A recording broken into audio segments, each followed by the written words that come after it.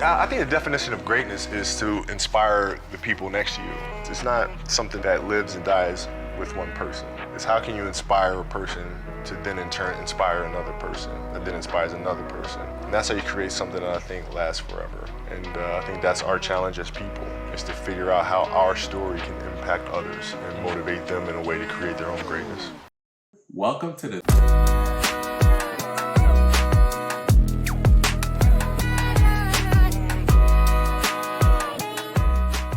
Welcome to the 3-on-3 podcast. That's right. You're tuned in to the number one NBA podcast in the universe. I'm joined with my guys, my compadres, my amigos. You got Ev over here, my boy Lou, and we got the Pod Mamba who's in the background producing us to be the number one basketball podcast. Another great show in store for you today. We'll be talking about the current status of basically the top three trade personnels that were in the rumor mill. So we're talking about that. Also, man, some of these teams who are supposed to be making these trades, their system seems to be falling apart. Like, what's happening? We'll be getting into that. And last but not least, there's a couple of pieces out here about Hollywood. Is everything okay in Hollywood? We'll get into it. We'll get into it. But first and foremost, guys, we also want to say um, shout out to everybody who was impacted by this storm. Hope everybody was able to stay safe and stay warm. And yeah, it was a historic storm event. So prayers and condolences to anyone who lost anyone. And yeah, we'll definitely make sure everybody stays safe, which is also why we'll be dropping later as well. We had to stay safe ourselves. But let's jump into this, guys. This first segment, real quick. Is the price still the same on this vehicle? I say that because, when you're shopping around for a new vehicle, you got to check the Carfax history report on it. You got to see if it's been in an accident, how many owners has acquired or driven this vehicle before you. And then when you physically get there, you inspect it, right? You see little dents, you kick the tires, as they say, do the windows roll down? And if certain things don't line up, it may drive down the price. So that's exactly what we're talking about when it comes to these players right now who in previous episodes we thought were going to be huge trade pieces that could possibly move, but we're not so sure now. One comes to mind. You got Jonathan Kamingo, who rolled his ankle. Fresh coming out playing, rolled his ankle. You have Ja, who's out for a couple weeks as well with UCL, if I'm not mistaken. And Yeah. then you have Giannis, who hurt his calf and is out for 4 to 6 weeks. All players who basically have been nonstop in the rumor mill, and we don't know what's going on. So, Ev, we'll start with Giannis. I think that's the kind of easiest one, especially given his position and his stance. Like I said, calf injury, and you know how the NBA is now. When they hear calf, they're always going to take the extra precautions because it's been linked to Achilles injuries. He's out 4 to 6 weeks. I know Giannis has come out publicly and said he doesn't want to go anywhere, but that still hasn't stopped the trade rumors from swirling. What are your thoughts on this injury with Giannis, and does that devalue him or change the directions the Bucks may go in? So I've been on record now for the last couple months saying that when a relationship starts showing its signs that it's coming to an end, you need to just let it come to an end and stop holding on for dear life. So when you look at Giannis, this is what his second calf injury now in 3 months, or Mhm. at least second, major lower leg injury. You have the everything that went on over the summer about the rumors and whatnot. You see him frustrated in all the comments that he's making. And so, I mean, my stance still remains. First off, from that standpoint, sometimes you got to just look at the writing on the wall and look at a new situation and do what's best for both yourself and the team that's holding on to you. Now, from a trade standpoint, I don't think this injury is going to impact his trade value at all. Because when you're looking at Giannis, you're looking for a big play over a couple years. This isn't a rental, and he's still a transcendent player. But I do think it highlights clearly, hey, he's 31 years old. He plays the game, pretty hard. He's not a finesse player. right? So Hmm. when he has such a dominant force in which he plays the game, and you start seeing these multiple body injuries, and he's had this over the last few years, not to calf levels, but it definitely gives you somewhat pause as to what's the trade package that you would put together for him. 100%. So Lou, Giannis has an opportunity, or the Bucks have an opportunity to extend the supermax with him. Do you think that plays into anything that's going on, or are the Bucks really just going to commit and give it to him?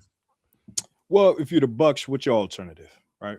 What do you see that you could potentially get for Giannis, especially based on who Giannis is, the type of caliber player he is, 13 years in the league, so this is somebody who could get you at least another 5 to 10, assuming that he can take care of his body. Uh, in terms of the market, if you go, unless you're really looking to say, hey, we're willing to rebuild, we'll save our money instead of giving it back to him. But why not resign him and then still seek to try to attack attract some talent that'll be able to come. They have a couple pieces, nothing that necessarily moves the needle right now, as you see the kind of woes they've been having. Um, but I don't see, if I'm the Bucks, I do everything to try to keep him. In terms of the trades, we've seen it before. We've seen players say, I'm here for the long haul, I'm not going anywhere," and then they're gone. Similarly to what you're talking about, Giannis, same thing for Ja. Ja said he wants to stay there, and I think another notable injury that, I mean, we didn't mention this week, but we mentioned before, was also AD being on that list as well, right? And where does he necessarily land? But specifically in terms of Giannis, if I'm the Bucks, extend that money out and try to one last ditch effort. Unless you're really going to commit to blowing it up and actually using that money to go get you some solid pieces and put a trade package together. Because like I said, man, at this point, I don't think his trade value, his trade stock has depreciated. Anybody, and probably even a team on the West Coast that's already having some torment, maybe wanting to take him. So I think that it's either all in or nothing at all. Yeah, I think Giannis is in a difficult position, especially when I think of the money, right? Like extending the max, that's a lot of bread. You don't want to end up like Luca, right? Where they trade him before he gets that opportunity as well. And he gets shafted on that. I'm sure the Lakers will recoup him sooner or later, maybe down the line. But with a competitive West, right? You got to save your money and get the players in to stay competitive. So that's not a guarantee that's going to happen, right? And I think I was reading an article basically saying, compared to the market value, LeBron James, as an example, is somebody who's been underpaid for a lot of his career, right? Compared to what other superstars were getting to the market value, because he wants other stars constructed around him. So he takes the sacrifice to do that. I do think it's an interesting wrinkle. I'm on the side of both of you guys. I don't think his trade stock plummets at all because he's Giannis, right? He's proven he's not younger like a Ja or a Kaminga. He's proven. You know what you're getting. His ceiling is there. And like Ev said, it's a long-term situation. So if you're getting him, you're playing the long game. So even if he does get injured, you'll kind of recover from that. But from the Bucks organization, I better get one heck of a haul. It can't be a one for one like Dallas did, and if Mm-mm. I better get You need one everything in the kitchen sink. heck of a haul, and it has to be multiple teams. I don't see Yeah, one team unless it's OKC, or even San Antonio. I don't see it being a one team situation. It has to be multiple. and Who? OKC, for what reason do they do it? You know what I mean? They already have Yeah. a big good thing going. Uh, So damn, it's definitely interesting. But yeah, so we'll definitely keep on that. Let's move on to the next team real quick, fellas. Let's talk about the Memphis Grizzlies. Ja Morant, young 12. get it 12. Yeah, suffering another injury. He does have a bit of an injury prone career, has missed a couple games. He's missed significant time, multiple years in a row. And he's now gone for what? I think 3 weeks was the last time I saw on him. And we talked about it on a previous episode. Memphis said, hey, we're entertaining talks, things of that nature. Now he goes down. What do you guys think with Ja? Now his career is not as established as a Giannis. Hasn't won the rings, has an All-Star appearance, of course. He's known for his dynamic and explosive play, but he's also has kind of gotten a rap of not being available as well too. So what are the what's Giannis looking like right now? Not Giannis. I'm sorry. What's Ja looking like So, Yeah. right now? I do apologize. nah, I know what you mean. So, so, so, and I don't want to totally backtrack what I said a couple weeks ago. I think I said he'd be traded even almost by now when I talked a couple weeks ago. But the more I look at this, his value is becoming so low. Like he played in London. I think he had like 30 something points, like dominated the one game that he played, right? Coming back from injury. And then literally days later, he's out again for 3 weeks. So I mean, Ja unfortunately is the epitome of damaged goods at this point. And he is not, he doesn't have the clout, he doesn't have the status. He hasn't reached the levels that Giannis has. So where Giannis, although, yeah, 2 calf injuries in 3 months, that's definitely concerning. A team is going to take a chance on that. And they're going to, the right team will sell the farm for Giannis. For A Giannis. team's not doing that for Ja, right? And so when you look at the Grizzlies, it's not just Ja Morant. It's basically half their team that has just been injured, right? Brandon Clark can't catch a break from an injury standpoint. Zach Edey can't catch a break from an injury standpoint. Their That part. 2 backup point guards, Ty Jerome, Scottie Pippen Jr., can't catch a break from an injury standpoint. So for Memphis, it almost makes more sense. Keep Ja. You're not going to get good value for him anyway, and hope that over the summer y'all can heal, man. Y'all go sit in some saunas, some saltwater pools or something, and Look, recover and just try again next year. I'm Because saying get some Epsom yeah, salt it's and just I mean that injury bug is real. what's it? Just recover. Something, Epsom salt, yes, something. He said Just just recover, recover. man. Oh man. So yeah, when I look at Memphis, when I look at Memphis, I just don't know what the trade is for them Yeah. that makes sense, right? Yeah, that's me. What's the you ever seen the movie Wanted with it has Common in it and it has Angelina Jolie and so on. Anyway, that whole Morgan Freeman, it's like a League of Assassins. You know what they need? You know how they used to, after like a day of assassinating, they go into that little like pool that's like made out of wax or whatever, and they come back and they all heal. That's what these guys need. Or whatever Goku was going through, that hyperbolic time chamber, man. Get these guys right. But it's interesting, right? Because if you You remember need when we some talk about sensu trading beans. something, some sensu. something, anything, man. Sensu. Oh man. Fighting for my life.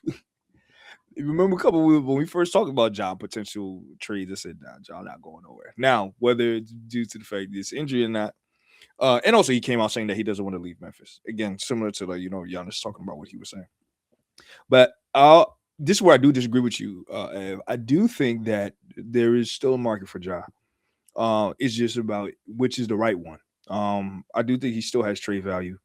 Only being this early in his career, what year 7, coming into year 7 of his career, we've seen enough of him where the your favorite word, potential, is still worth being a top guard in the league. So I do think that if it's the right team, there is a market for him to go there, but I just don't think it makes sense at this time.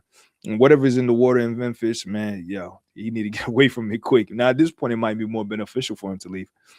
But yeah, I think because it's a larger systemic issue now for Memphis, sit down, regroup, see what you can do. Maybe call the rest of the year quits and see what you can get on the back end in trade picks potentially. So Yeah, I just don't see what they would get in return for Ja with the current pieces they have unless they blow it up.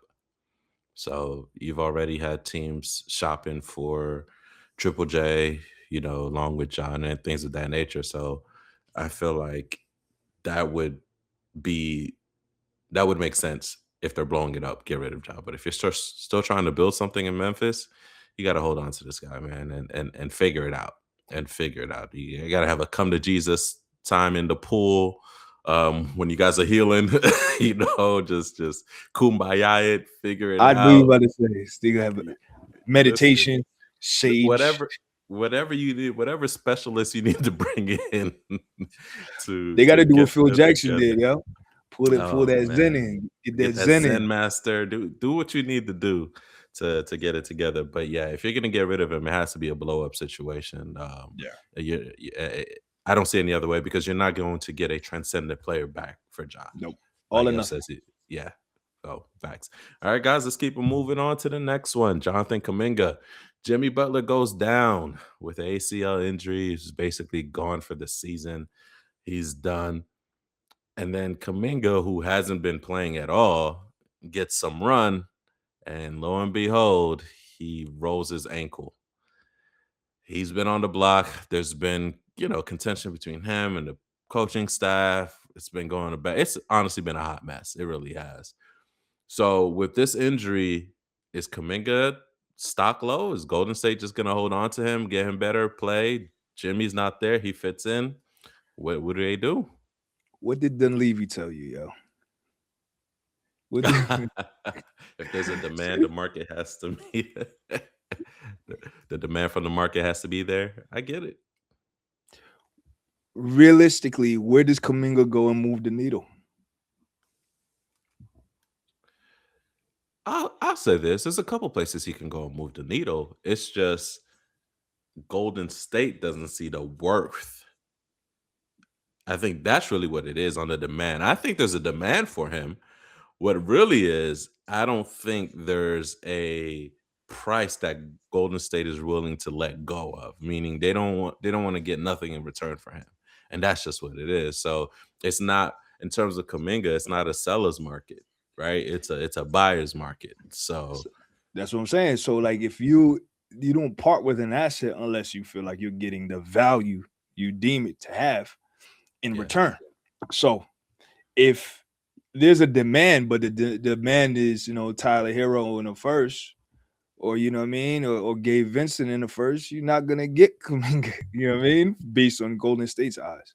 Even though that might be, the piece that they may need in terms of holistically for a roster, Kuminga may fit somewhere, but for the investment that the Golden State put into them, they're gonna want something it may not necessarily be significant as we're talking about with Ja and Giannis, but they're gonna want something that's worthwhile.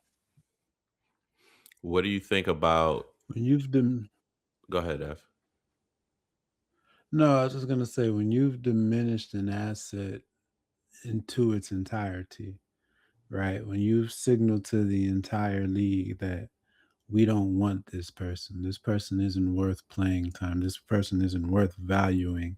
At what point is cutting your losses the priority versus trying to extract value out of it, right? Like getting off of 40, $50 million worth of contract space is there's value in that, right? If you don't have anything else. So I see the situation, and it's almost like from the Giannis standpoint, when you have, okay, this guy actually has an opportunity now with Jimmy Butler's unfortunate injury, right, to where they have to play him some, and then he immediately gets hurt, right? I compare it to the Giannis when it was like when the signs are telling you it's time, right? You sometimes you gotta just listen to the signs that are out there. Folks get so concerned about what's on the other side of the decision. Well, it's been indecision now for over a year that's making this situation worse. So sometimes you gotta, do that 4-letter word and get off the pot. So here's I have a question for both of you, right? As we're discussing Kuminga and how you talk about his value's been diminished, do you think that this is more of Golden State thinking that this is not an asset that is worthwhile, or is this more so of, hey, Kerr, you're not really understanding how to integrate new pieces in a system that you've already had with the Splash Brothers that brought you success, but you're not able to then keep it going with new pieces?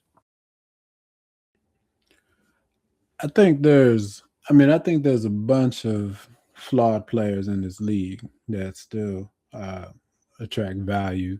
So to your point, yes, I think a significant part of it is the rigidity of Kerr's approach, right?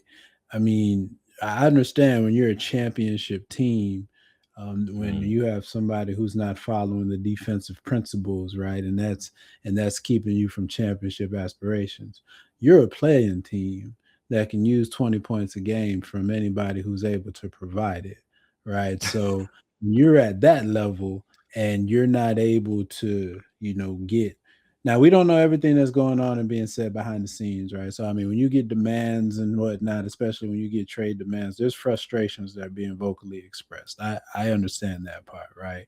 But you employ Draymond Green, so I, there's nothing that anybody is saying or doing behind the scenes that is worse than what you've had to deal with one of your icon players. So this is as much on Kerr as it is on anybody else. Yeah, true. I get that. I don't know. We'll probably get into what Golden State is going through in the next segment as we talk about internal team structures and things of that nature. Quick minute or two, guys, on AD. He's another one that's been in a lot of trade rumors and is dealing with an injury right now. Dallas is still trying to get into play-in area. They haven't made much traction. They're on the top of it though. They're the next level up is playing territory. So, they've moved past the Pelicans and they're trending in the right direction. You're So not saying much when you bring up I got Pelicans. I gotta give them credit, Lou. Come on, man.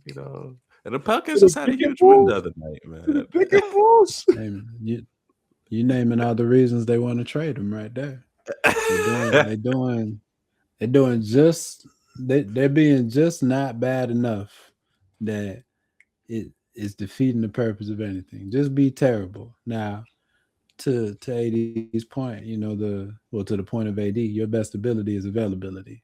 And so AD making 50, 60, 70 million dollars to be a part-time player. Yeah, I, I I'll pass on that. To be on street Yeah, clothes with Cuban links on. Listen, no sweaters ain't nice enough for 50, 60, 70 million. yeah. All And right. and what they're banking on, and I don't know if they're banking on this, but as It much is. as I as much as I ride and die for Kyrie and being Yeah. from Jersey and being a great player, Kyrie's not gonna take you all the way up to the top of the Western Conference standing. You get what I mean? Like there's more to your offense than Kyrie, is what I'm saying. There's gonna be more to your offense to Kyrie. And to quote a great, great basketball mind and friend of mine, Evan, where has Kyrie ever led you? Right. So I mean, that's just what it is. So if I'm them, listen, like I've said, look, AD, it's cool. This Luka thing ain't work out. We came out and publicly said it, right? So there's no shame. The owner publicly said it. Let's explore. What can we get back for him? Who's gonna fall for the AD okey doke? Who's here for it? Who's going to do it? I think it's time, man. And I think he's low key telling you guys I want to be here anyway. It's not what I thought it was going to be. I think he want to retire at this point, but that's a whole nother conversation. Nah, you think I don't think he wants AD, to retire. nah, AD might not want to play. To your point, Lou, AD might not want to play, but AD wants his money, and that's the problem, right? AD not just wants to get traded; he wants to go to a team that's going to close to max extend him. Um, when the team that he goes to really is probably looking like, hey, you probably a $30 million player, not a At best, $60 million at player. best, he's the exact opposite At situation. best, yes. He's the exact opposite of Giannis' situation right now. You look at a guy Right. who's been in the league over a decade now. You're like, what is it worth? Do I see you as the guy that's the piece to take me over the hump, as opposed to Giannis? You're looking like, yo, if I pick him up, I'm picking up another franchise guy. AD, you're looking at, in a decent system, you're number 2. In a great system where we're looking to get a chip, you're number 3. That's tough. You listen. It's not tough. You hit it exactly. AD That's is tough. AD has been a complimentary player his whole He career. said, You "Huh? call it what it Stop is. He's it." been complimentary. Right. No, it's It's true not though. tough at all, man. It's Yeah, it's this. it's tough You though. It's want tough. It's tough. I hope he understands that is what I'm saying. It's tough if he feels like he's the number one piece in franchise he player. dressed too nice to understand. That's what it Them sweaters is the number sweaters one are play. Them He diamond dressed like a earring, main yo. option. Them studs you saying differently. Yeah, man. all right, So fellas. AD Let's walk in like the one. hey, let's say he does like the one. That's what I'm saying. All right, guys, let's move on to the next topic. All right. So, what do you do when your plan just doesn't go well? What's that Mike Tyson line? Everybody has a plan till they get punched in the mouth. So we're talking about these teams that had a plan and it's not going so well. Let's start off with Golden State since we just mentioned them real quick, so we won't spend too much time on them. Golden State seemed to have a plan. They thought they had a plan with Kuminga fitting. Jimmy Butler was going to be in right there, which gave them the defensive toughness that they needed, along with some offense to get them at the end of games once Curry's locked up, because you can't depend on Draymond for offense. So they had a plan and it was working. And then it just all went awry, right? Kuminga's not working out in Kerr's system. These Jimmy is good, but he's not performing like they thought he would. And now he goes down with his ACL injury. Their plan is in shambles right now. They are in shambles.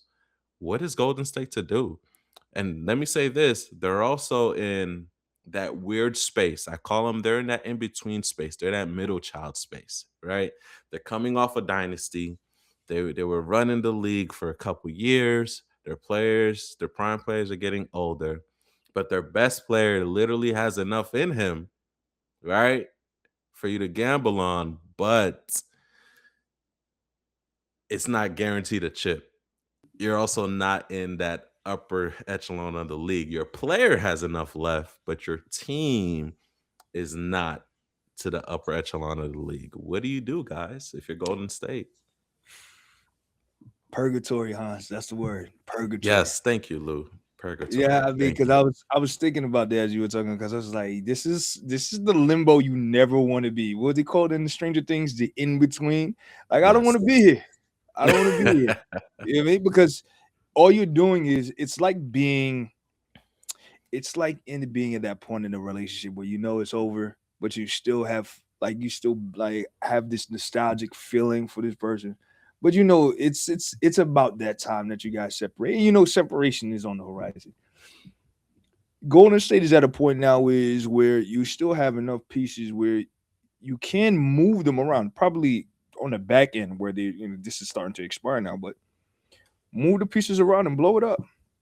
Blow it up. Unless you want to do a farewell tour, bring Clay back, and so on and so forth, and have these guys sunset, blow it up, figure out with Steph if he's okay with going, or if you're gonna keep him, blow everything else up, keep him, and try to go from there. But to try to hold on to this, it's like trying to just repair something that just no longer need. You just need a new car, bro. The new engine is not worth it. Man, you got some nice seeds, you got some nice pieces. But you know what? It's at this point, man, it's giving you more trouble than it's worth. So And they then got when you transmission issues, Lou? That's what you're saying, transmission man? issues, man, it's sorry, man. It's now a shell for no pun intended of what it used to be. So at this point, man, you should be looking to completely blow it up. Blow it up. And if you want to keep Steph, consult Steph, keep him, blow it up, and try to do everything else you can to bring some other pieces around him. Or try to build a super team. Who knows? But it has to look vastly different than this incremental type of changes they've been trying to do. Got you. What are your thoughts on what Golden State needs to do, Ev? What I think Golden State needs to do is say clearly what they want to be for the next 3 to 4 years. And what I mean by that is they need to come out and either say Steph Curry and Draymond Green will retire as Golden State Warriors, and that be the main idea of their next 3 or 4 years, or they say we're going to do whatever it takes in the next 3 to 4 years to win a championship. And by that, we mean whatever it takes, and go in that direction. And I don't think those two directions are the same. The thing about purgatory that sucks is when you're in purgatory and you think you can get out. That's what makes purgatory is you don't accept the fact that you're stuck there, right? If the next 3 or 4 years are going to be about showcasing stuff, showcasing Draymond and whatever pieces you get around them, then hey, so be it. Let that be it. You're going to sell out the game still in the Chase Center. Steph's still going to drive wherever he goes. And, that's a fun story. But if we're under this facade that we're trying to get back to where we were in 2022, well, the strategy you took prior to this year didn't work because you didn't develop your young players. And it's not just Kuminga; it's Moody, it's Trace Jackson Davis. You had to give up on Poole. Pajemski is fine, but I mean, I don't lose sleep thinking about Pajemski, right? So your young player strategy didn't work. Bringing in Al Horford, bringing in Jimmy Butler last year, your old player strategy didn't work, right? So none of your strategies have worked. And now you're stuck with Jimmy for a couple of years. You're not going to be able to trade him. You're not going to get him back to sometime next year, if next year. So now that's an albatross from a contract standpoint. So you're stuck. You're stuck. So you just got to call it what it is. This is a Steph Curry novelty act, or this is we're selling everything on the roster not named Wardell, and go from there. Yeah. And I think that if they go that first direction that you mentioned, it includes Kerr. It's the farewell tour for, the original core. That's what I say. Bring back Clay. Have all three of them. Ride out your next 3 years. Have the band go out and the manager, and then start a whole new regime. But again, all or nothing. I'd rather watch Clay struggle on this team than the players they brought in. I'd rather watch the hope of a Clay 3 going in than being underwhelmed by the players that they currently have. No, that's fact. At least you see the legacy. Enough thick women on the sideline, so bring that over to the back.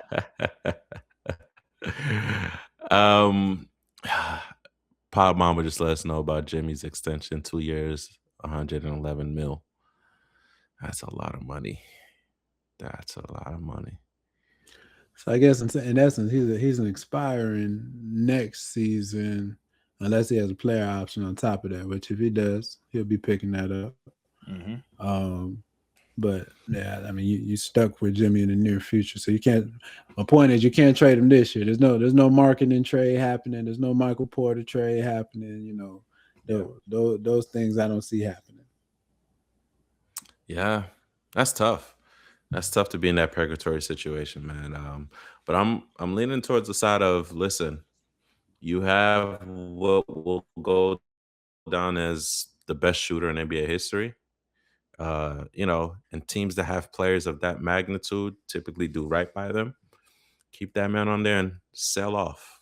Sell off, man. Sell off. Let that man ride into the sunset as a Golden State Warrior. Do right by him, kind of like what Indiana did to Reggie, right? Just sell off, man. Let that man ride out. I got it. No, I got what Go we need to ahead. do. All right. Send Steph home. Steph Curry for LaMelo Ball. Call it in right now. Call it in. Because right he's from I North knew you were Carolina. going to say something else. Let's do it. Is that home, Let's though? send Why Steph not? home. Is Or that you can home? do He's it. from And Akron. his- He's from Akron. Is Send that him to home? Toronto instead. Send him to Toronto. Let him go finish out with his dad. Let him play all of his dad's former teams. Oh, his dad's That's spots. what- That's There you hilarious. We really make Steph the novelty act. Word. Oh man, that is hilarious. That is hilarious. All right, let's get on to the team Ev really wants to talk about, man. His New York Knickerbockers.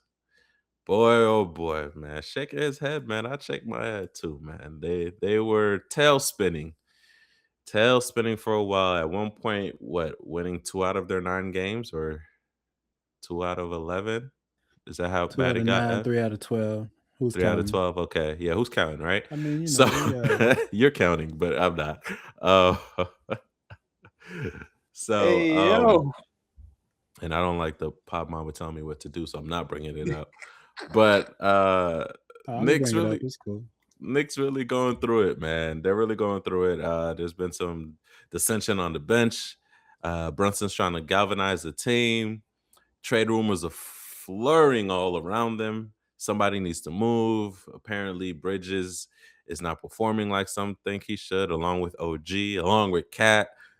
Basically, everybody but Brunson seems to need to be getting it together. I keep hearing a on bunch of trade picks that they brought in. that. Right. So, Ev, man, as a resident Knicks expert here, man, Mhm. what's going on with your squad, man? What's up, man? I think you named a bunch of it in a nutshell, all of the above. Um, I think the challenge with this team is, I mean, there's so many different ways you could go, right? One being, I'll start with the coach, and it's not fair to start with the coach, but I'm gonna start with him. When we hired Mike Just Brown, got here. I listen. You're right, but when we I was hired say him, that man I ain't been told you. he ain't been coaching for a full season yet. Huh? You're right. You're right. You're right. But it's New But York. We don't got time. you, Once the light listen, changes, we ain't got time. We don't have time. What I told you about Mike Brown from the jump is that his shelf life is a year and a half. Right? He comes in, offense looks great, teams figure it out, doesn't look as great anymore, and that shelf life is usually a year and a half. What we're going through right now is that has been inverted into half a year. And that's the problem that we have right now. because it's New York time. We You know how already I mean, no, it's from results. It's from results. Everybody like, we saw this on another team. Tibbs, We're used to it. we're used to it. Tibbs, defense was his thing, offense wasn't there. So what Mike Brown brought in, the one thing that he had to do was improve the offense. And what does improve the offense mean? It doesn't mean Jalen Brunson getting better, because Jalen Brunson he's an amazing player. He's gonna do his thing regardless. It was Mikal Bridges looking better, right? Finding that New Jersey Nets, the Brooklyn Nets, Mikal Bridges half season, right? Finding that consistency from Cat, who was coming off of having his three best seasons back to back to back, two in Minnesota before one in New York, going 25 and 12, 25 and 13 a game, right? And incorporating a bench into that. Now, the bench part, I'll give him credit. He's done that, right? He knows how to play 9 to 10 players a game. And that was giving him the early wins early on. But we've seen the stagnation from Bridges, a little better, but still not where it needs to be. And Cat has fallen totally off a cliff. And so that right there is the Amen. challenge, why I got to put it on the coach first. Now, the rest of the team, and this is why, yes, players only be called a week ago. Jalen Brunson challenging the team, saying, listen, we can't be blaming the coaches. It starts with us.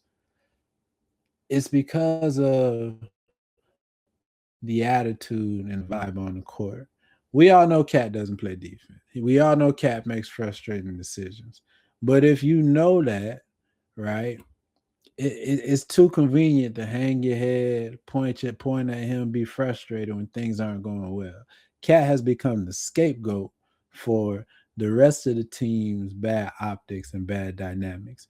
And that's the difference between when we started off the season and we were riding high versus what I told y'all at the beginning of the month was this should be an easy stretch for us. And we've looked like trash this whole month. And so that comes down to effort, that comes down to cohesiveness and sticking together. And that's what we're missing right now. I halfway agree with you 100%. I would go as further to say that it's more coaching, Ev, because you pointed out one of the main issues right there. I know it, you know it, Lou know it, Pod Mama knows it, my little nephew in Cali probably knows it. Cat doesn't play defense and makes stupid fouls. Okay? Why are you not holding him accountable to that? And I think if I'm a player and I see that happening, and you're supposed to be our number two, and you're coming from a situation where you're essentially a franchise player, you get what I'm saying? and I'm busting my butt here doing what I need to do, but you're not getting held accountable for something that in NBA terms is a easy fix. You get what I mean? Like, don't foul. No, you got one on your head already. Relax. You get what I'm saying? Allow us to be your, your backup to come behind you. Maybe we'll zone it up around you. Why is Mike Brown or the other coaching staff, right, not holding him accountable? Because I could see that, turning into kind of a situation where they maybe feel like he's favored, or hey, why are you not checking him when you getting on me? I missed this one rotation. He don't even play defense. You get what I'm saying, and how that could snowball. So I'm willing to bet, honestly, Ev, with you. I think it's more coaching. I would have to say maybe 60, 70-ish coaching, and then the other side being effort, because they showed it earlier in the season. You get what I mean? I guess for me, if it was effort, it would have deteriorated a lot sooner. It would deteriorate a lot sooner, because I think you can't fake effort for too long. So that's why I don't think it's more of that. I think it's more on what you're saying, Ev, is the coaching. Like, they're not holding these cats accountable, cats pun intended, and forcing them to take the next step. But my thoughts. No, man. Because if we're looking at it, it was what the first third of the season going is when they started hitting this speed bump, or rather like this rough patch. So I would argue it was still early in the season, right? We're So halfway through. that's now though. But over this stretch that they've been in, this bump, this turmoil, right? This turbulence they've been having has been over the last 20 games. So they did it's yeah, it is, right? It's significant enough. Right. So when you take it to account like that, we're halfway through. And then so you might even say the first quarter of the season that they're running into these issues after coming off of, because really they've started to decline after winning the chip. Now, the Gary, of course, we know what chip that is. But so what does that say? Is it okay? Hey, we had a season where we thought we were supposed to make it all the way. We came out with this effort. We proved it this hard. We got here and we got complacent. Is it all on the coaching? You know what kind of coach that you got. Brunson, you're supposed to be the floor general here. This is what your third year making a stretch to try to get this stretch to get you guys over the hump and getting you guys into the promised land. Watch where you're going, sir. Hey, man. Hey, look, man. We won't call it how we see it, man. The mayor, okay? We don't besmirch the mayor. Watch where you're going. we gonna call it how we see it. So you know what? The first person, but well, I'm not gonna. Though, yes, the first one I want to hold accountable in terms of on the floor is Jalen. But you see the effort that he's doing in terms of trying to rally his team. Now, the issue is, why isn't the rest of the team galvanizing behind that? Right? Where's the disconnect? I think as we close on this, I think the concern there is that you've put so much capital into this roster. You traded your picks, right? You traded your picks for Bridges. You paid a lot of money for OG. Like, that contract is up there, right? In a way, Cat is your most tradable piece. Pop Mom is going to chuckle when I say this, but the thing is, his contract is basically the same as AD's contract, right? The only challenge is Cat at least stays on the court. Knock on wood, we keep that, right? AD doesn't. But it's still, does somebody else want to pay 50, 60, 70 million for Cat? So you have players that, you've paid them at the very top of their value. If you're looking at trades, are you going to be able to recoup value for those players? I think they just got to get it together. That's it. Yeah, I'm be real. Get in the ring and fight real quick and settle. That's what it is. They need something to bring them together. And at the end of the day, like you said, the market, if you're not gonna get a player like Triple J or somebody solid, just figure it out. Don't mess up the somewhat cohesion that you have right now. And let's get back to winning the East and trying to get a championship out of here, guys. All right, so we're going to take a quick break before we get on to the next segment on what's going on in Hollywood. We'll be right back.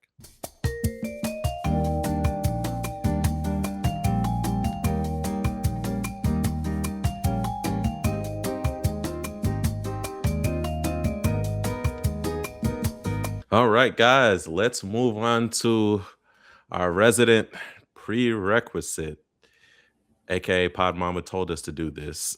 No, just joking. Lakers segment, man. Let's get into Hollywood. Hollywood. Yeah, I remember that song by Outkast, Hollywood. But anyway, we'll talk about that later. I'm showing my age. Outkast, Wheezy, Hollywood Divorce. You remember that? Hollywood Nobody remember that from divorce. Yes, Idlewild? yes. Hollywood Yeah. divorce. Okay. My bad. I thought it was just just me. Um, but yeah, so a piece came out. Somebody would call it a hit piece. I'm not gonna say who. Not gonna say who. But definitely saying the piece basically said that there was some disgruntled, or I don't know another word. Some not on the same page, some not nice words between Jeannie and LeBron, and some allegations were made basically that LeBron was not appreciative of the Lakers drafting Bronny, him basically holding the franchise hostage, et cetera, et cetera. Now, I will say this: it has been on record that there has been some disgruntled behavior between the Bus family, right? Especially when they were going to basically sell the franchise. So we know that's been evident. But as far as that bleeding or going into player interaction, that has not been reported at all until this piece came out. And there's just a lot of allegations there. Rich Paul has come and said this is completely false, along with Genie as well.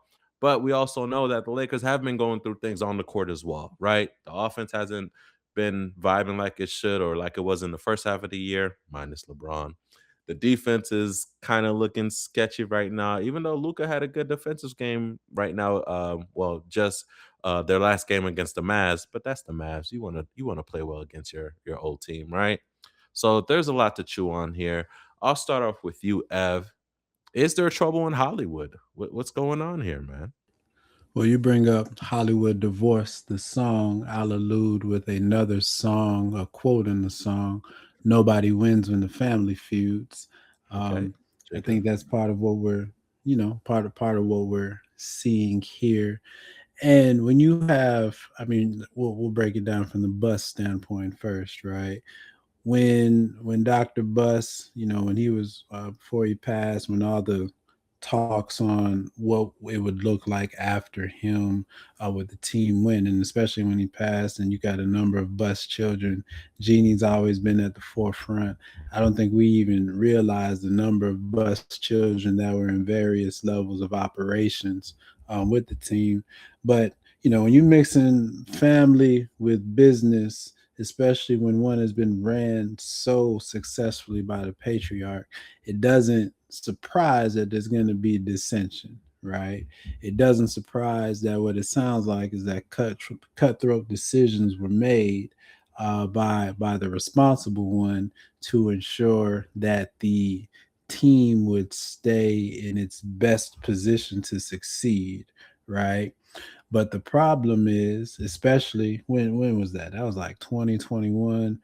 The problem is you've had folks that have been sitting on feelings that they've been simmering for years, and now that you've had a sale with the team, it's convenient for the disgruntled ones to come out and kind of voice their side of the story. You mix that with what we've always known has been a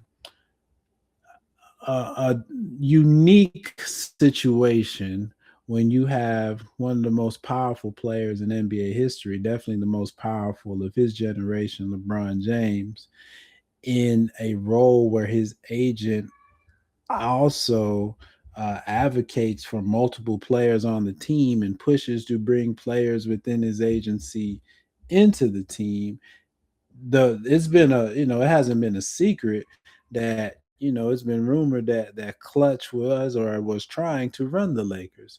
So you have two unique situations that come against themselves. Of course, you ask enough people, you're gonna get some dirt behind those two situations. And so I think that's exactly what this story is. I'm sure there's layers of truth to it. I'm sure there's layers of exaggeration to it. You're getting one side of the story in each of these, and the folks that have come out pushing against it, they're pushing against it based on their side of the story. You're not wrong. You're not wrong. I just don't know if we'll ever get down to what is the actual truth until what, 5, 6 years from now. I'll say it'll be done after the LeBron era ends, right after he retires. That's when we'll really get a piece and we'll really get a true sense of what was happening. But nonetheless, it's not a good look, right? If you're a team who is on, if we're gonna be real, like I'm a hater, but I'm not that much of a hater, right? They're top five in the West, and at one point they made it all the way up to what, two.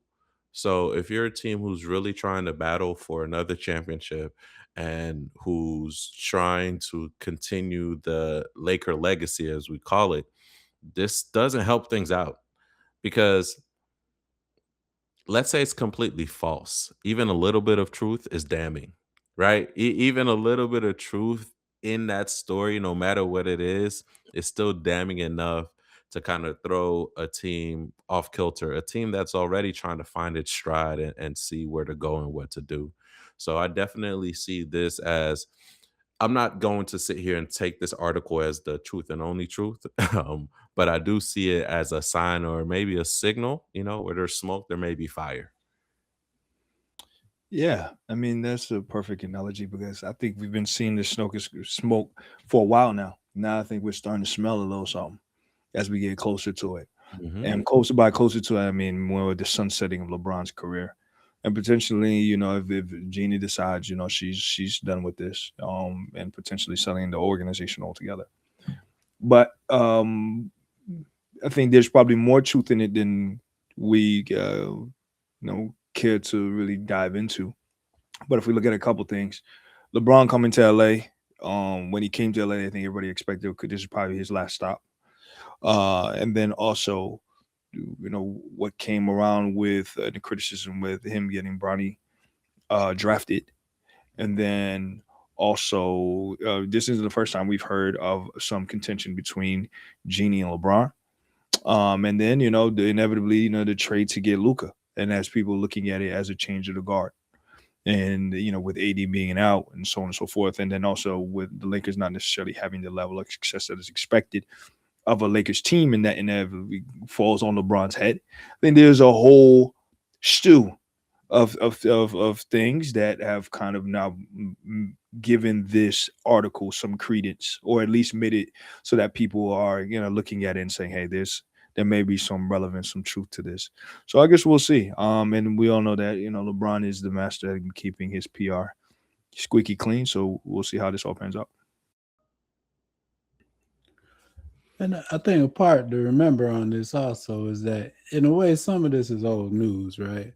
They sold the team, right? So, I mean, there's a new ownership group in charge. So, a lot of this is clutching to try to control the narrative of your version of how things are, quote unquote, ending. From Jeannie's standpoint, whether she agrees with this or not, I'm sure she's looking at it from the standpoint as, this has been my team. It was my team when LeBron got here. LeBron got here trying to turn it into his team, but this was my team, my family's team. And even though we've sold, I'm still the one that's sticking around to control this transition, right? And I got a great deal for my team at that. So I think Jeannie is probably standing on business of, I am the merge of the past, present, and the future of the Lakers. Mm. I did this, and yeah, nobody's gonna disperse me, right? There's nobody's gonna damage my legacy. Baxter Holmes, my brothers, LeBron, anybody. I'm the one that heralded my father's legacy and turned it into what's going to be a success in the future with this Walters group. So if I'm Jeannie, that's how I'm looking at it. No matter who comes to come run their mouth about what they didn't like. This my ship, all right? Yeah, I better figure it Right, out. right, That right. that chose me for a Daddy put reason. me in charge. That's why y'all mad. Not Daddy even- put me in charge. Even more so, she said y'all wasn't with me shooting in the gym. Y'all seen Showtime? Y'all seen Showtime? I was in the trenches from the beginning. I'm the only one that really had the interest on this. And I feel her. And she's probably looking at it like, look, there were great players before you, LeBron, and there will be great players after you. This is the Los Angeles Showtime Lakers. Hey yo, it's the Succession Lakers. That's what that is, man. Word. It's the Well, if it was a Succession succession Lakers. like this, Dr. Bush would still be alive and tell all of his children, you are not serious You are people. not serious people. Facts. But Jeannie's facts. like, I'm serious. Get him or get out. So I have a solution though to fix Each all of us get this. half a Billy. I would bad. love that. Give each of us here half a Billy. We'll run your org. We won't We even be got you. greedy. We'll split half a Billy between all of us. Yeah, we can do that. We can do that. That's light work. That's light work, right? But I have the solution, guys. I have the solution. LeBron's clearly the issue, right? It's the turmoil. LeBron. It's all centered around LeBron. As it should. He's a polarizing figure. He does this on every team. This is what they need to do, man. I put it in the chat. I'm gonna say it out loud on wax. Send LeBron back home. Sit with him and say, look, listen, your legacy, right? Your legacy is cemented. Why don't you go win one more with Cleveland? The East is hypothetically wide open right now. Cleveland is structured to where you're plug and play. You can get them over the top. You know, it works out for the Lakers. They can get Evan Mobley. They need a center who can Oh, I thought you score were saying and be Garland. defensive. Garland for LeBron who says no. No. You can get Mobley, you can get Hunter, you can get a couple players. As long as you keep Donovan Mitchell and you keep Jared Allen and you keep what's the guy's name? I'm sorry, I'm blanking on his name. He just got injured, but he'll be back. The white guy who's a good shooter for them. Oh man. Strus? No, not Strus. It's not Strus. It's not Strus. He's another guy. He was shooting really good, high percentage in the league. His name, it's out there. But you keep that. That's what LeBron needs, man. He'll shoot right back up to the East. He'll get his chip. He'll set off into the sunset, man. Go back home. Go back home. I'm just saying. He's never We're talking getting about another nostalgia, right? We're talking about being in the purgatory. The Lakers can't afford to be in the purgatory. They're not like Golden State. They don't like being there. LeBron's not Kobe. Listen, Just say it like this. I'm gonna say it like this. get him out of here, man.